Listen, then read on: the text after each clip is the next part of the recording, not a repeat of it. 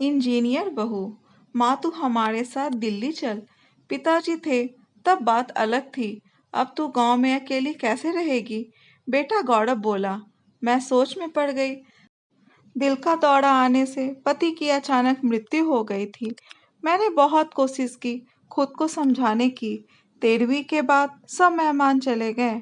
बेटा गौरव और बहू नीलम दोनों इंजीनियर थे। बेटा और बहू के साथ रहने मत जाना, ऐसी मेरी एक सहेली ने कहा था, क्योंकि जॉब करने वाली बहू को बूढ़ी सास जरा सी भी पसंद नहीं होती। तेरे वहां जाने से उनकी आजादी में बाधा आएगी और वह तुझे ताना मार मार के तेरा जीना हराम कर देंगे। तेरे पति जब जिंदा थे तब उन्होंने अपनी सारी प्रॉपर्टी अपने बेटे के नाम पर कर दी थी।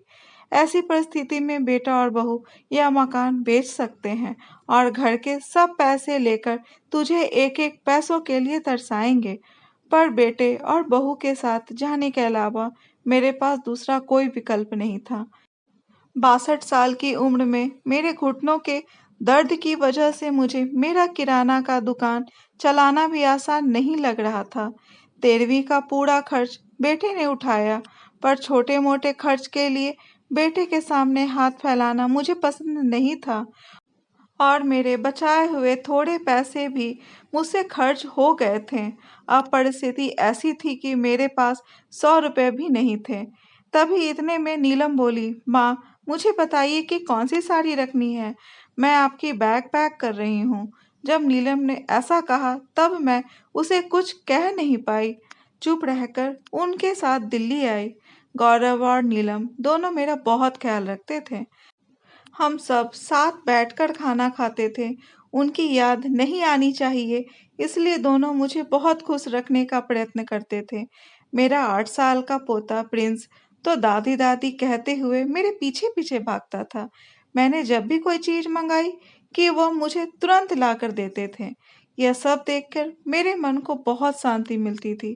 मैं सोचने लगी कि लोग बेवजह ही आजकल के लड़के और लड़कियों को बदनाम करते हैं और कहते हैं कि बूढ़े माँ-बाप का सम्मान नहीं करते, उनकी देखभाल नहीं करते, खासकर बहू अगर जॉब वाली हो तो सास को ठोकरों पर रखेगी।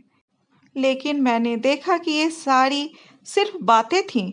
हर उंगली की तरह हर बहू एक जैसी नहीं होती। आज सब ने बाहर घूमने का प्लान बनाया था। हम सब मॉल में गए। उधर घूमते घूमते गौरव और नीलम एक दुकान में कुछ खरीदने के लिए रुके। मैं और प्रिंस थोड़ा आगे गए। आइसक्रीम की दुकान देखते ही प्रिंस बोला, दादी मुझे आइसक्रीम खानी है। मैं बिल्कुल परेशान सी हो गई, क्योंकि मेरे पास तो पैसे ही नहीं थे। इतने दिनों में कभी मुझे पैसों की जरूरत ही नहीं पड़ी। अभी क्या करें? मेरा उदास चेहरा देखकर प्रिंस वापस बोला, ले दो ना प्लीज दादी, मुझे माफ कर बेटा, मैंने पर्स घर पर ही भूल आई। मेरे ऐसे बोलते ही प्रिंस मेरी तरफ एक अलग नजरों से देखने लगा।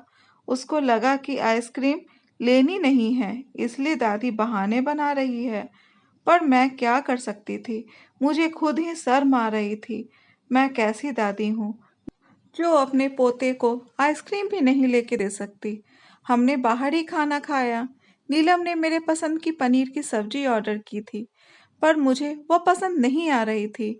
घर आने के बाद सबने थोड़ी देर टीवी देखी। गौरव सोने गया।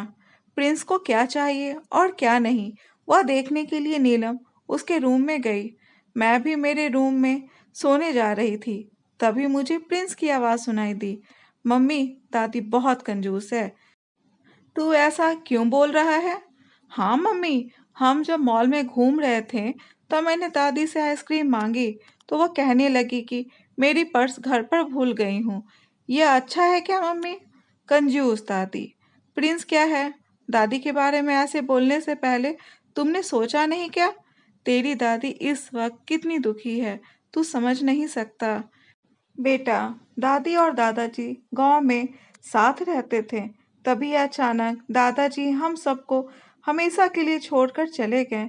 जिस व्यक्ति के साथ हम 24 घंटे साथ रहते हैं, साथ उठना बैठना खाना पीना हम साथ करते हैं, हम सब अपना सुख दुख बांट लेते हैं, वही व्यक्ति जब अचानक हमको छोड़कर चला जाता है तो कितना दुख होता है, तू अभी नहीं समझ सकता। सोच, अचानक तेरे मम्मी पापा तेरे से बहुत दूर चले जाएं, इतने दूर कि वह कभी वापस नहीं आए, तब तुझे बुरा नहीं लगेगा क्या? नहीं मम्मी, मैं तुम दोनों के बिना नहीं रह सकता। प्रिंस बोला, बेटा फिर सोच कि दादाजी के बिना तेरी दादी कैसे रहती होगी। ऐसी परिस्थिति में वो अपना पर्स घर भूल गई होगी। तूने उनको कंजूस कहा? उनका प्यार तुझे नहीं दिखा क्या? जब भी तुझे स्कूल से आने में 5 या 10 मिनट भी लेट हो जाता है, तब वो बालकनी में खड़ी रहकर तेरी राह देखती हैं। उनके घुटने दर्द करते हैं, तो भी बेटा किसी के बारे में अपनी राय बनाने से पहले उस व्यक्ति के दृष्टिकोण से सोचना चाहिए। ये बातें सुनकर मुझे मेरी बहू पर बहुत अभिमान हुआ। उसकी जगह मैं भी रहती तो कदापि मैं मेरे लड़के को इतने अच्छे से समझा नहीं पाती। दूसरे दिन सुबह गौरव ऑफिस गया और प्रिंस स्कूल। नीलम ऑफिस में जाते जाते मेरे हाथ में कुछ पैसे देने लगी। ये क्या है बेटा, मुझे पैसों की क्या जरूरत है? मैं बोली, माँ, किसको कब पैसों की जरूरत पड़ जाए कह नहीं सकते। आप मंदिर जाते हैं, कभी दान पेटी में डाल दीजिए। कभी प्रिंस कोई चीज के लिए जिद की तो आप उसे वह चीज ले दीजिए। पर बेटा, माँ, जब यही पैसे गौरव ने आपको दिए होते तो आपने मना किया होता क्या? नहीं ना, आपकी बहू भी जॉब करती है, तो आप अपनी बहू से पैसे क्यों नहीं ले सकती? नीलम का कहना सुन के मेरी आंखों से आंसू आने लगे। जो मेरा बेटा नहीं समझ सका, वह मेरी बहू ने समझा। मेरी बहू जैसी बहू सबको मिले। मैंने भगवान से प्रार्थना की, ऐसी बहू मुझे हर जन्म मिले। लोग बिना कारण कुछ जॉब वाली बहुओं का दुर्व्यवहार देखकर सब जॉब वाली बहुओं को दोष देते हैं, लेकिन कुछ बहुएं नीलम जैसी समझदार, सुलझी और बड़ों का आदर करने वाली होती है। दोस्तों, ये कहानी कैसी लगी? कमेंट बॉक्स में ज़रूर बताएं।